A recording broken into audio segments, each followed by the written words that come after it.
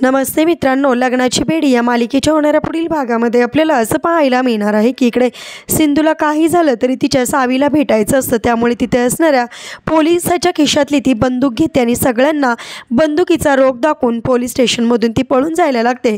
त्या क्षणी तिथे मोठे सर येतात। मोठे सर तिला म्हणतात, सिंधू तू इथे?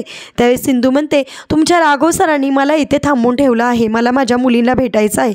त्यानंतर मोठे सर म्हणतात की मी आता राघवला एका महत्त्वाच्या मिशनसाठी पाठवलं आहे, तो येण्याच्या आत तुझ्या मुलीपर्यंत तुला पोहोचता आलं, काहीतरी करता आलं तर कर, असं म्हणून तिला मोठे सर तिथून सोडून देतात। तर इकडे सिंधू रत्न पारखींच्या घरामध्ये वेषांतर करून येते। ते एका बाईचा, सांभाळणाऱ्या बाईचा अवतार घेऊन येते। त्या क्षणी ऋतुजा तिला म्हणते, कोण आहेस ग तू, थांब जरा इथे। त्यावेळेस सिंधू म्हणते, मोठ्या साहेबांनी पाठवलंय मला पोरीची काळजी घेण्यासाठी। त्यावेळेस लगेचच ऋतुजा म्हणते, हा आवाज जरा मला ओळखीचा वाटतोय। रेश्मा सुद्धा म्हणते, हो आवाज जरा मला ओळखीचा वाटतोय, तुझा पदर तर वरती घे ना टोळ्यावरचा, असं म्हणता क्षणी सिंधूला इकडे टेन्शन येतं। परंतु सिंधू रत्न पारखींच्या सगळ्या लोकांना चकवा देऊन आता तिच्या पोरीपर्यंत पोहोचलेले आपल्याला पाहायला मिळणार आहे।